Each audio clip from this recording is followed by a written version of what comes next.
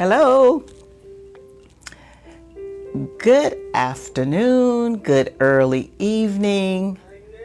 How are you today?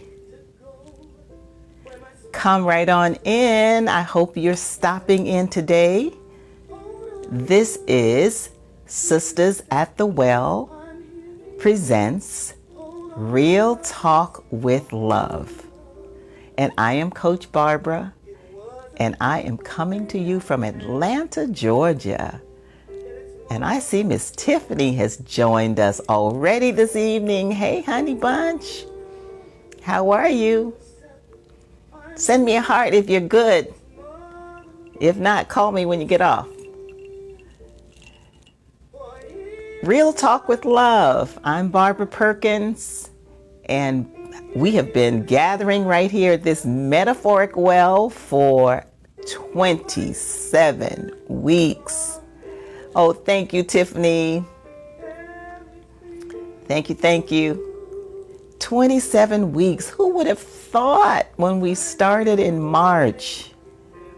It's almost like we blinked and here we are in October. Oh my goodness.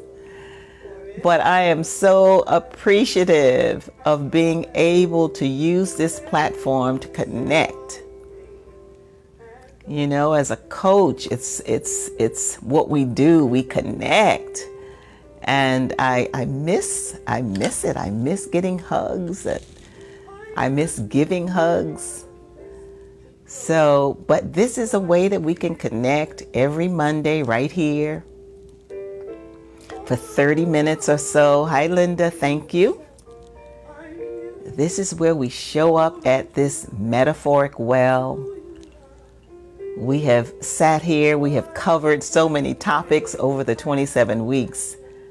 And now, tonight is no different. We have an amazing topic, one that actually, as I was preparing, I realized I needed it just as much as I wanted to share it. I needed this. Hey, Shauna. And so, you know, Brandis is singing. Brandis McKenzie sings our theme song as we start every week, Sisters at the Well. And so we'll listen to her just a little bit. Hey, Juanita. You all know what to do. Come on in and please share it. Hit the share button. You know, and when you're finished, you might even want to have a watch party with some friends or something, right? But hit the share button. Invite a few other folks in to join us. I'm going to turn Brandis down just a little bit. I wanted to come in a few minutes early so we can get started right on time. You know, I like to start on time. So I'm not keeping you too long. But go on and hit the share button and share it with your other groups. If you're in other groups, especially women's groups online, share it, please, with them. Hey, Charlene, my friend. So we are here at our metaphoric well. And we always start the night off with what's in the news. But we made a decision about 4 weeks ago that we would try our best to cover some of what's in the news, but not have it take us down to the bottom of our feelings, right? Not have it cause us to just really come off of here being depressed. This is 30 minutes where we can actually be uplifted and inspired. But it's impossible to not talk about what's current today. Hey, Tracy. So we'll spend a little time talking about, a few things that's in the news. Listen, I had selected the topic bitterness. That is our topic for tonight. I selected that topic I selected it around Tuesday or Wednesday.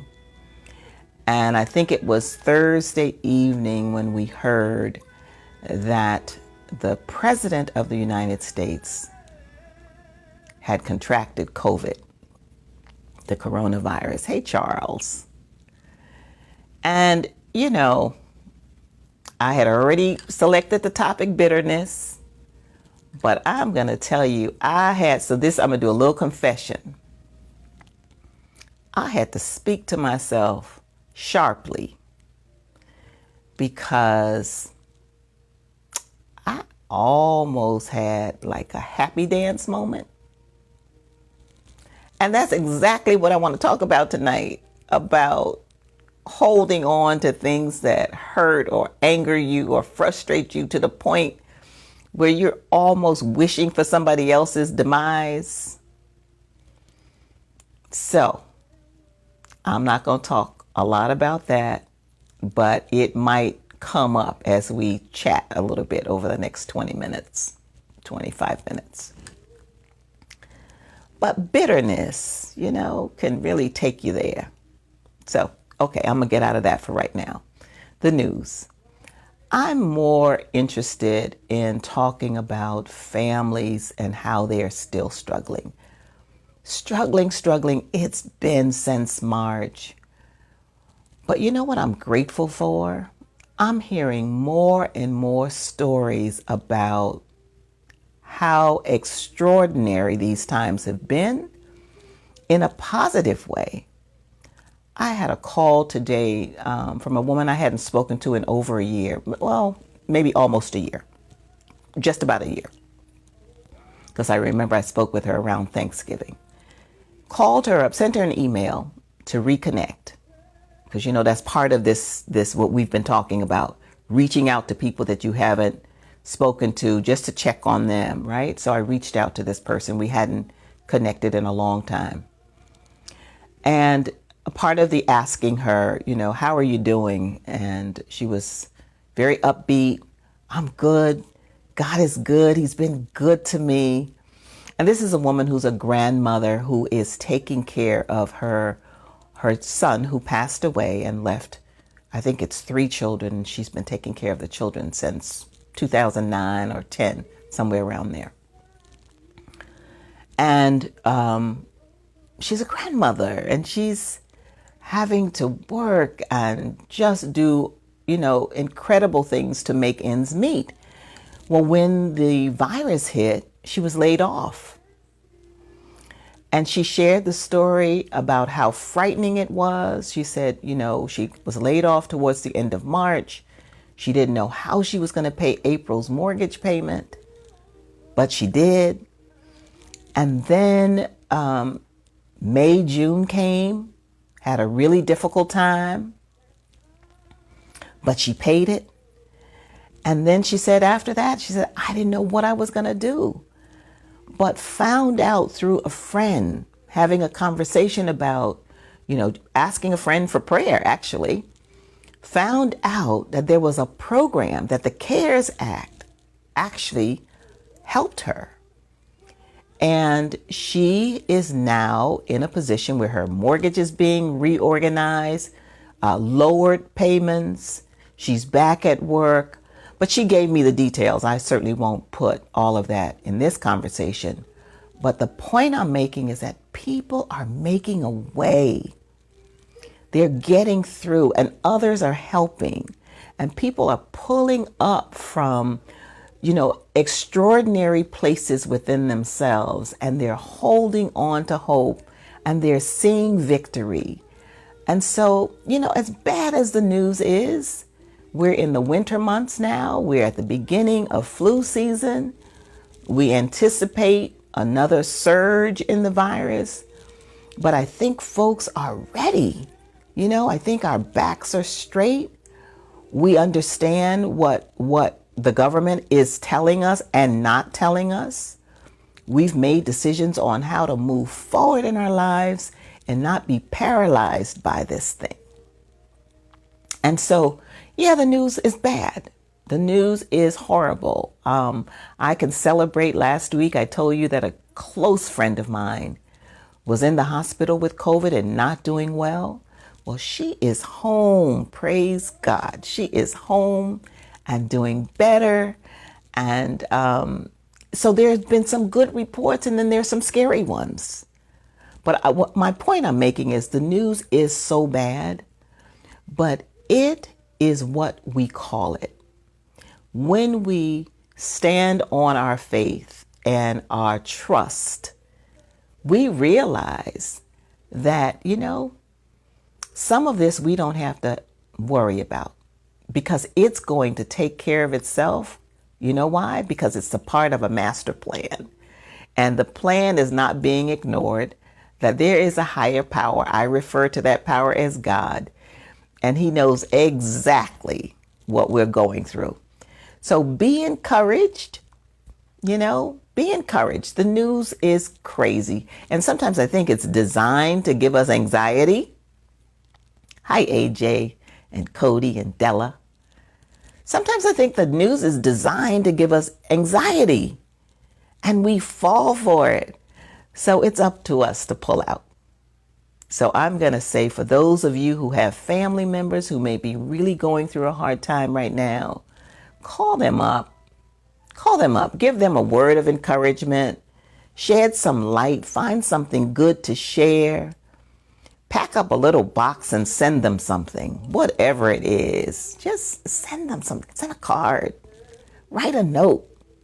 I'm thinking about you. The person that I called this morning, she was just so grateful for our conversation. We talked for about 30 minutes. She was so grateful for the conversation.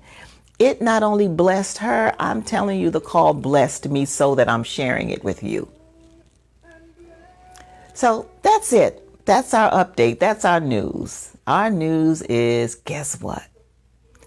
It might look one way, but it is a part of a master plan that I'm going to call perfect. It can't be wrong. And it'll be over soon. We're going to get through this. Remember, the point is let's get to the other side, and let's get to the other side together. Okay? So on that, I'm going to take a little sip of my water. You like my cup?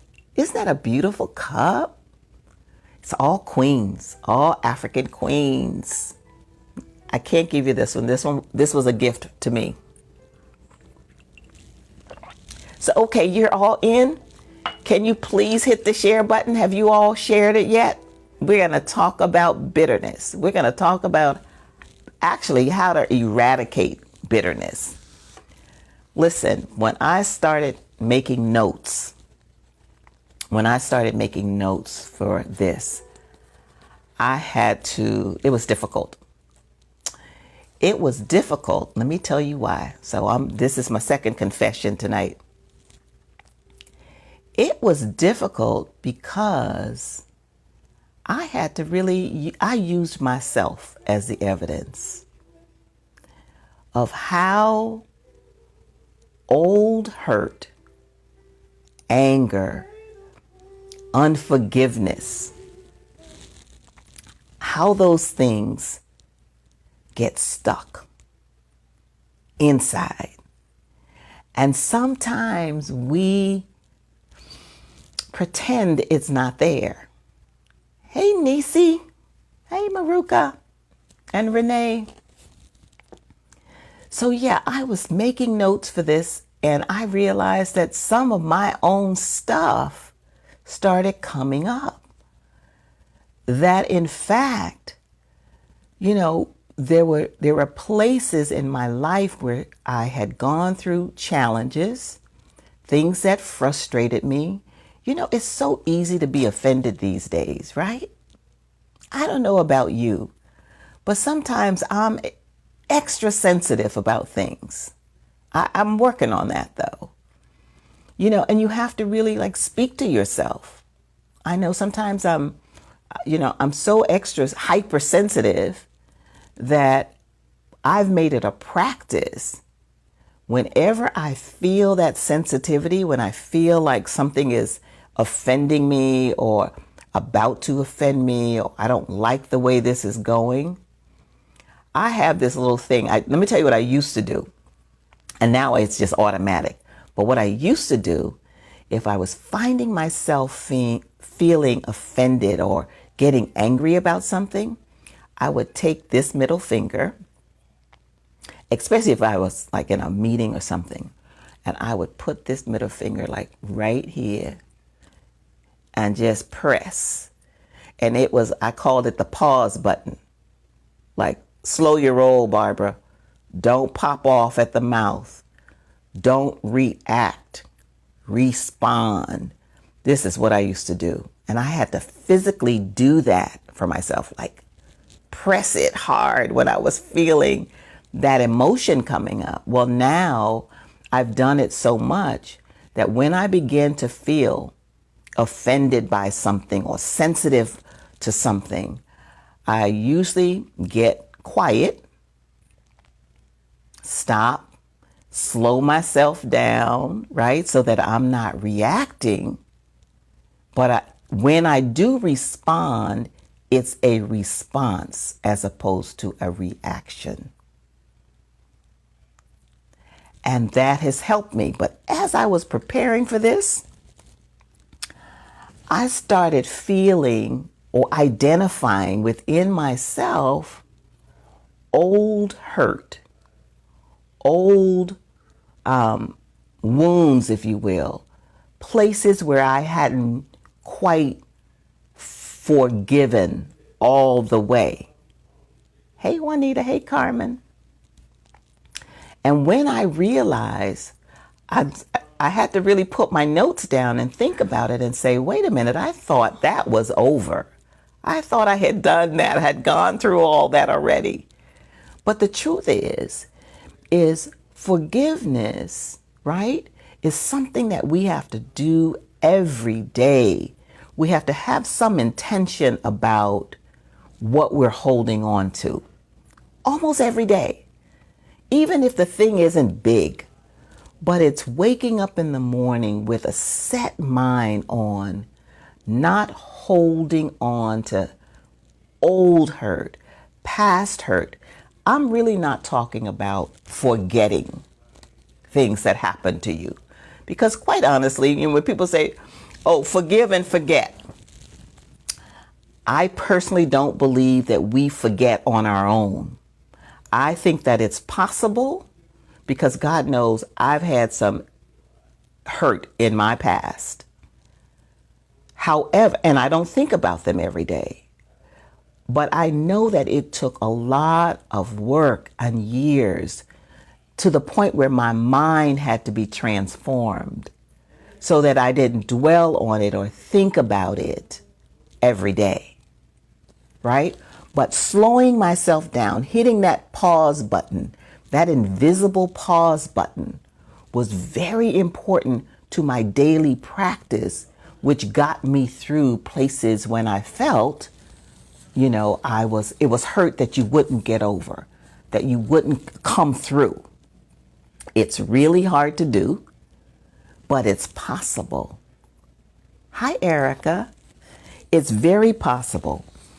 I wrote the third book in a series of 7 little books on coaching yourself, because I really believe we can coach ourselves, right? Sometimes it's important. I'm a coach.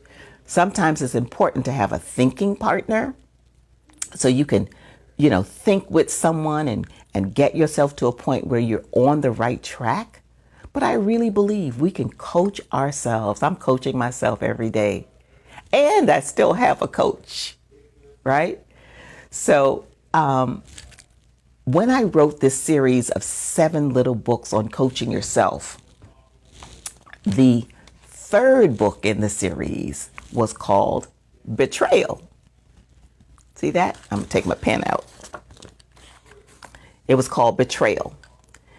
And betrayal, very much like bitterness, right? It's one of those things that is really hard to get over. When someone hurts you really bad or something caused you inner hurt, sometimes it's really difficult. Not sometimes, most times. It's really difficult to get through that. But bitterness is destructive if you hold on to it. And it's one of those things that can keep you from your own growth, your own spiritual development, your own professional development. Have you ever been in the workplace and there's folks, you don't get along. I'm not talking just I don't like them too much. I mean, like, seriously, you don't get along. And every time you show up, your entire body reacts to it. Like, you see the person and there is a full body reaction to it. That's something that you can and you must, if you really want to move forward, manage. And if you can, actually get rid of. And you can. It's hard to do, but this unhealed hurt, unhealed, unaddressed, things that are not acknowledged, they stay in your body almost at a cellular level. And usually they come out at the worst times. Like, something will happen and you might get triggered and have to ask yourself, how did I get here? Hey, Corley, you may have to ask yourself, why did that thing trigger me so? It's because something was left over. Some unresolved piece was left over. And I'm saying there's a way to address it, right? I'm going to give you 3 tips that I think are worth trying. And I hope that they work for you. The very first way, I think, we begin to eradicate bitterness is with acknowledgement. It's that inside conversation that you must have with yourself. The truth. That truth, self-truth, where you say to yourself, yeah, I'm bitter. And that's what came up for me the other night when I was preparing. The awareness, speaking softly and gently to yourself and saying, the truth is I'm still bitter about that. I'm still holding on to it. And in order for me to move forward, I have to set an intention that this feeling of hurt and anger and upset is not going to derail me. But I first have to acknowledge it. I first have to say to myself, I am feeling this thing. Because we walk around with a lot of, what you call it, call and responses. How are you doing today, Barbara? Oh, I'm fine. Well, what ever happened to that situation? Oh, I'm over it. Well, really? Are you really over it? Or are you just saying you're over it? Right? So acknowledgement is the first step to eradicating bitterness from your life. The second thing, acknowledging that there has to be a shift, a change. A change in what? A change in you. A change in your choice. So when you acknowledge that the bitterness is there, the anger, the hurt, the upset is there, you have to then set an intention that you want to change it. Changing it means you want to spend time in meditating on it, thinking about how you got there, thinking about how you want to see it different in your life. Knowing that there's a better choice you can make, right? Instead of being bitter and angry about it, it's like having that conversation I shared with you about talking with the woman this morning. The intention was to call her and hopefully bless her in some way. But instead, I end up getting blessed. So rather than holding on to the bitterness and the anger, finding a way, changing, shifting, like we've had to pivot during COVID, pivot. And sometimes it's hard. But say to yourself, I'm not going to carry it. Now, does it mean, this is where sometimes we get thrown off. It does not mean that you are going to, perhaps if it's a relationship, It doesn't mean that you necessarily are going back to be best friends and soulmates or whatever. You may not have that experience. That relationship might have been a pass-through relationship that allowed you to get to the point where you know you can pull from within yourself and change how you respond. It may not be a relationship for a lifetime. It may have been a relationship that came to teach you this very lesson. So there's forgiveness. You move on. You don't hold on to anything when you find yourself going back. And this is what was coming up for me. I was trying to think about all the things the big things that happened in my life. When I wrote the book on betrayal, I talk in that book about 3 specific things that happened in my life that were shattering, that really, really hurt me.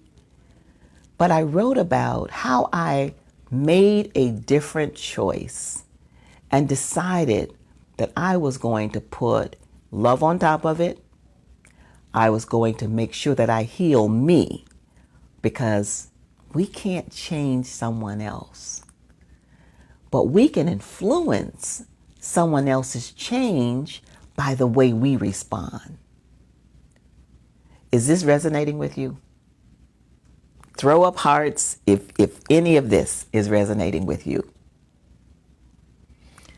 The third thing, transformation. Now, this is the big piece. As I said, I'm not talking about pretending that you've forgotten that something happened that made you bitter, that hurt your feelings. I'm not talking about some unrealistic human experience that we can't get over. Just this week in the news, all this crazy stuff going on. Bitterness will have you say crazy stuff and just react, right? But I'm talking about transformation. Transformation where you have to draw down on something beyond your human experience and your human capability. This is where you go. For me, this is where I go to a much higher power. And there is a quote that I love, and it's in this thread.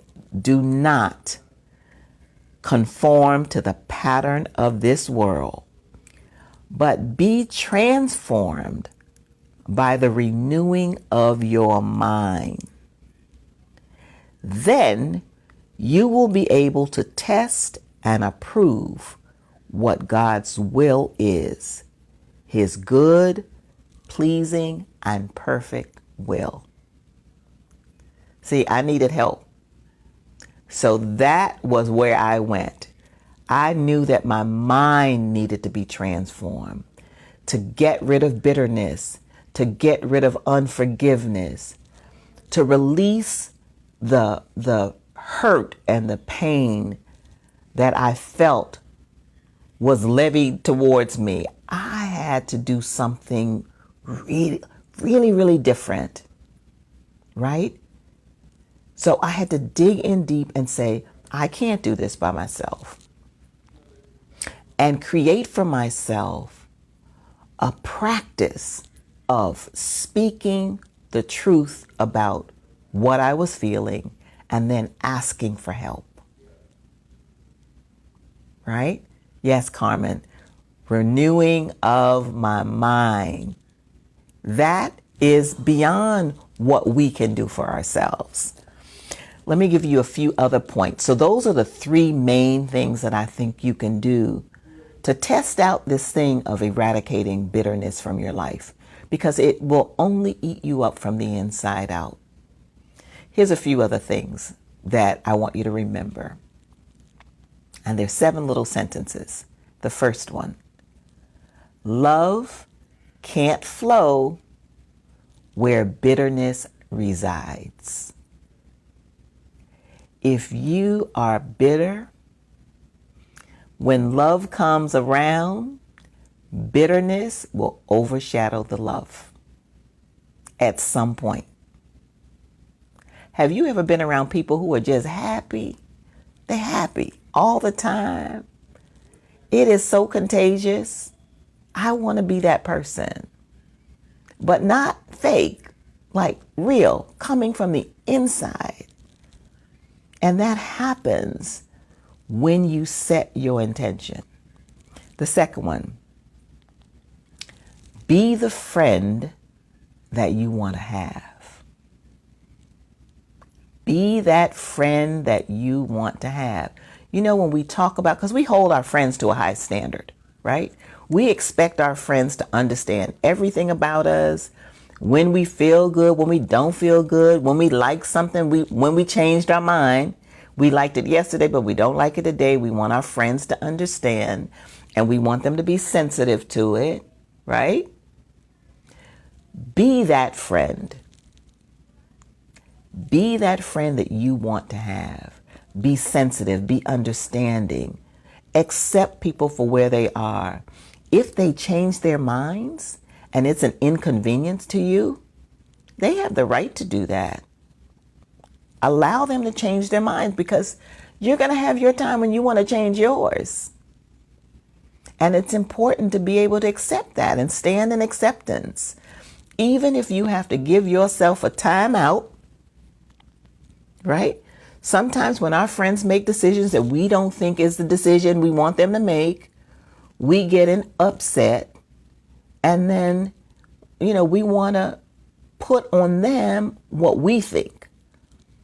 Instead, it's a good practice to give ourselves a timeout. Just calm down, get quiet. Don't give them everything that you're thinking. Be sensitive to them. Be that friend. When upset, so when you get upset with someone and you want to talk to them about it, your truth, speak to the pain and not the person. Ooh. When somebody hurt you and you want to come back and, why'd you do that? You hurt me. Da, da, da, da, da, da. Speak to the pain. Don't speak to the person. That's usually when the conversation gets off track. Right? You have to adjust your expectations. Absolutely, Charlene. Actually, I'll take it a step further. There are no expectations. People have a right to make their decisions, and what you expect of yourself doesn't always align with what people expect for themselves.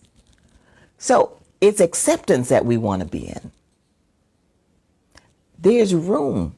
There's room for everybody's ideas. You don't have to agree with it. I don't have to jump on board of everything that you do. But if it's good for you, if it's working for you, I'm going to say, okay, good. Is that working? Okay, great. I'm not going to try and turn you around from your thing, right? I'm not going to try and turn you around. If you ask me my opinion, I'm going to tell you, well, this is what I think about it. But if it's working, if you can look at it honestly and say, this is working for you, then yeah, go right ahead. And I hope that it continues to work for you. Okay, next thing. Seek solutions and not restitution. Right? Don't try to one-up folk. Right? I did this for you, so you owe me. Right? That's expectation. Hey, Gloria. Again, that's expectations. And every time we set ourselves up with these stringent expectations of other people, you are guaranteed to be disappointed. It's a guarantee. Because you, once again, cannot control what's going on in somebody else's life. Okay, another point. We talked about this already. Respond rather than react. Take that deep breath. When the thing looks like it's going off the rail, let me tell you. And for those of you who know me, I have very high expectations of myself. And I have to be careful because, I don't want to measure somebody else against my expectations. So I have to be careful. And I'm a very good listener. I'm a very good listener. And sometimes I want to give an opinion where it's not my place to give that opinion. It's just my place to hear it. If something is not working for me in a relationship, the only person that I can change is me. So what I usually try to do is go through my own inner checklist. Is this a relationship that's important to me? Do I need to stay here? Is what I'm about to say is going to infringe on that relationship in a way that I don't want to see that happen? Is it worth the fight? Right? All of those questions run through my head. Hey, Jessica. And thank you, Miss Carmen. All of those things run through my head when I'm feeling a dispute, not a disagreement, because we're not clones. So you could always have a disagreement because our experiences are different. But a dispute is different. And when that comes up for me, I have an inner checklist that I'm going through. What is the consequence of what I'm feeling right now? Does this affect this relationship? What is the outcome that I'm looking for? Is this something that's going to have me tied up in knots? Am I going to be left bitter and angry and frustrated about it? And then sometimes it requires this part right here, this part. Sometimes it requires that we design our own exit. Take a little breather on that one. Doesn't mean you're angry, you're bitter, you're mad, you're holding a grudge. Nope. It just simply means that you design an exit that you can live with. That is in grace and in peace, Peace, not, as Iyanla would say, pieces. I try to really minimize my falling out with folk. Do I fall out with people? Yes, I have many times. But I try to minimize the falling out. But I'm conscious about designing my exit. Right? Yes, sometimes it's just time to go. Because it means that relationship came to teach me something. I'm going to get that lesson. And hopefully it's a lesson that I can pass on, but I'm going to use it. I'm going to stop and take that lesson. And then move on. Bless the person. Bless myself. Be gentle with myself. And move on. And be grateful of the lesson. Because this brings me to number 6. People who are in pain, they don't want to be in pain. People who are miserable and bitter, they don't want to be in pain. They don't want to really be miserable. So what they try to do is find somebody who they can offload that to. You've heard that, right, saying? People are in pain. They want to inflict that pain on other people. And it's our job to make sure that we are not the recipients of others who are bitter and angry and unforgiving. I don't want to take that. You don't get to deposit that in my life. And I'm certainly not open to receiving it. So yeah, people who are in pain, They want to offload it. They don't want to be, they don't want to be in pain. Yes, hurt people hurt people. The last thing, and this one was my lesson to work on for a long time. Everything that needs to be said does not have to be said in the moment. Everything that needs to be said does not have to be said by me. That was a lesson I had to get. You might be in a dispute. You know, when we're in a dispute or our heads are running, we're thinking about what we want to say and how we want to respond to that. And sometimes you have to just look at it. As I said, I go through this checklist in my mind and I think, what's the consequences? Do I need to say that? And if I need to say it, if I think I need to say it, can I say it tomorrow when the heat is taken down a notch? Or if what I'm thinking about the person is something that really needs to be changed in their lives, maybe somebody else should tell them.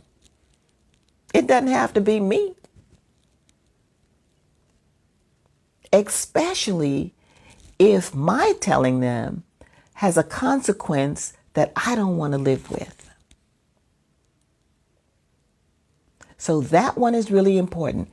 Thinking about what it is you're saying, taking that deep breath, take a pause, just press the invisible pause button. And, you know, my aunt used to say, shut your mouth, just shut your mouth. Hold it, hold it. That's really called discipline. It's having a life that is discipline focused, that everything that you do, you want it to be done in a way that has grace, that represents the good in you, right? That what comes out of you represents the inner you, and the inner you, when you show it, you know, because you could stand up and say how good you are and how wonderful and feel like you are, but everything around you is scarred and charred because, right? Because of you, maybe something you've said and the way you've said it, right? So I'm going to take us back to bitterness. We're going to close with, I want to read something actually from the Betrayal book. It's one page. Bitterness requires, the eradication of it requires a specific intention. It is, you know, asking, I think, for the help that we need, meditating on what life we want to show up, how you want to show up in the room, right? How you want folks to experience you, right? What do you want people to feel when they are around you? It takes time and concentration, right? Carmen says, in quietness and confidence shall be your strength. Yeah, Isaiah 30:15. And so here's what I want to read. It's a prayer. And it was a prayer about betrayal, but I'm going to change it up a little bit and read it. And I want you to think about bitterness, okay?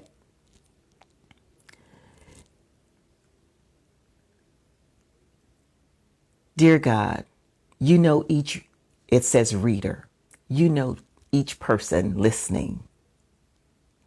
You know where all the scars are, those visible and those buried deeply and perhaps trapped within them.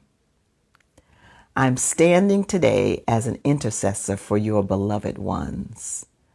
I am asking that you do what only you can do in every difficult situation, especially getting rid of bitterness.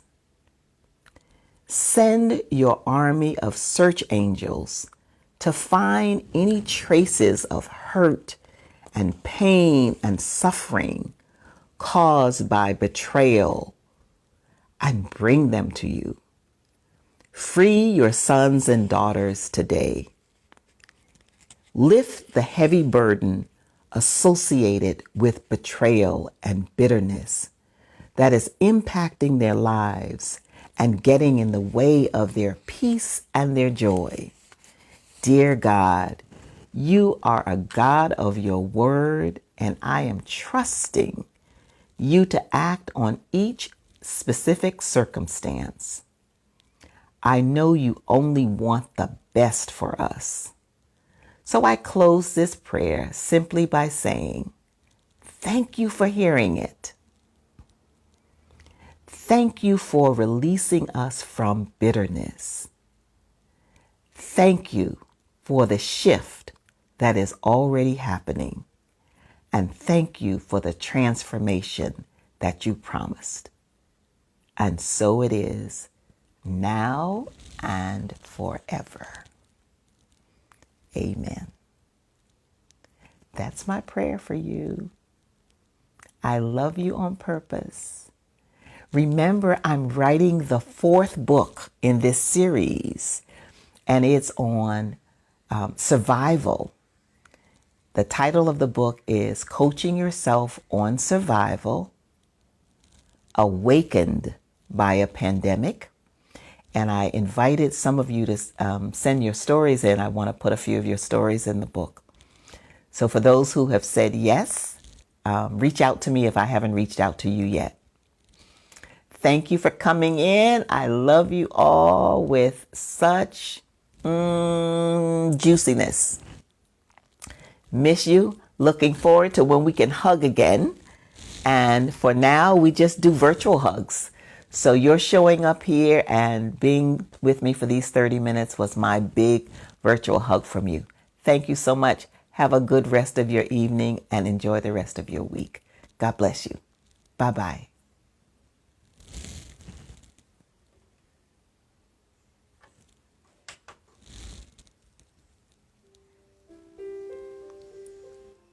Thank you, everybody. Don't forget to share it. Hey, Hope. Don't forget to share. Hit the share button, okay? Take care. Bye-bye now. Love you all.